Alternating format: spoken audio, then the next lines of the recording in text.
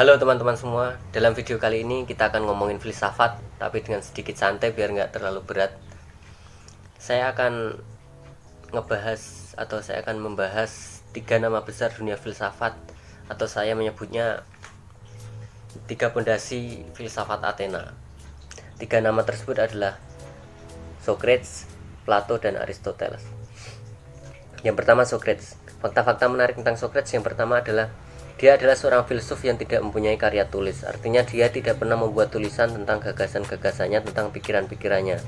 Kemudian nanti ada muridnya lah yang menulis sebuah buku yang isinya tentang Socrates. Fakta yang kedua tentang Socrates, dia itu sering jalan-jalan ke alun-alun atau ke keramaian. Kemudian dia bertanya kepada setiap orang yang ia temui. Misalnya dia ketemu pelukis, dia bertanya, indah itu apa?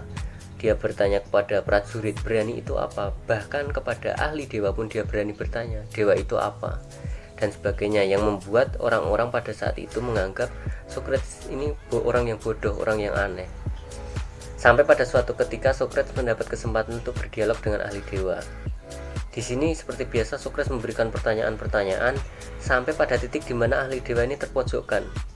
Nah, titik inilah yang membuat Socrates mulai mendapatkan tempat, membuat orang-orang mulai mengagumi Socrates. Fakta yang ketiga tentang Socrates adalah dia dibunuh. Jadi dia dibunuh pemerintah pada masa itu. Kenapa dibunuh? Karena dia dianggap mengganggu. Dan hukumannya pun cukup aneh karena dia disuruh meminum racun oleh pemerintah pada saat itu. Nama yang kedua adalah Plato. Fakta pertama tentang Plato ini adalah dia merupakan murid dari Socrates. Dan dialah orang yang kemudian menuliskan gagasan-gagasan Socrates dalam bentuk buku. Jadi dia orang yang bisa dibilang orang yang paling berjasa dalam menyebarluaskan ajaran Socrates, karena dialah yang kemudian membuat karya tulis yang isinya tentang dialog-dialog Socrates. Fakta yang kedua tentang Plato adalah dia orang pertama yang membuat akademi filsafat, matematika, dan olahraga. Fakta yang ketiga tentang Plato adalah gagasannya yang cukup terkenal, yaitu gagasannya tentang ide atau dunia ide. Dia menganggap dunia ide itu bukan sekedar hayalan atau angan-angan. Jadi dunia ide itu benar-benar ada, dan bahkan dia menganggap dunia ide adalah dunia yang sempurna. Sedangkan apa yang kita lihat ini adalah bentuk ketidaksempurnaan dari dunia ide.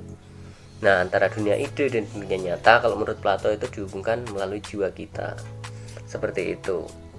Kemudian nama yang terakhir atau yang ketiga adalah Aristoteles. Nama ini mungkin sudah nggak asing ya di telinga teman-teman semua karena memang cukup terkenal.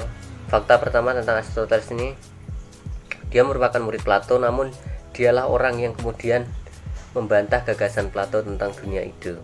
Aristoteles adalah orang yang realis, jadi dia itu mempunyai pandangan bahwa segala sesuatu yang ada di dunia ini itu adalah barang yang berbentuk. Barang adalah kemungkinan atau potensial, sedangkan bentuk adalah pelaksanaan dari kemungkinan itu atau aktualia. Fakta yang kedua tentang Aristoteles adalah dia ini adalah bapaknya atau orang yang kemudian mengenalkan logika dan silogisme. Silogisme itu cara menarik kesimpulan dari beberapa premis yang ada. Saya yakin kita semua juga sudah pernah bertemu dengan silogisme ini ya. Seminimal-minimalnya kita pernah bertemu di matematika SMP kalau enggak SMA. Contoh silogisme itu dulu itu kalau kalian ingat tuh ada jika maka. Nah, itu adalah contoh silogisme. Atau sederhananya gini, contoh silogisme itu A adalah B, B adalah C, maka C adalah, nah itu adalah silogisme. Jadi dia cara menarik kesimpulan dari premis-premis yang ada.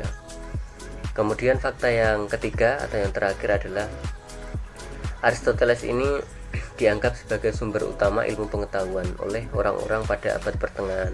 Kenapa ya? Karena memang dia menguasai banyak sekali bidang ilmu. Di antaranya ada metafisika, ada etika, ilmu alam, ilmu kedokteran, bahkan karya seni. Karena itulah dia dianggap sebagai sumber utama ilmu pengetahuan oleh orang-orang abad pertengahan. Nah, itu tadi kurang lebih beberapa fakta menarik tentang 3 nama besar dunia filsafat atau 3 pondasi filsafat Athena. Semoga bermanfaat. Terima kasih. See you.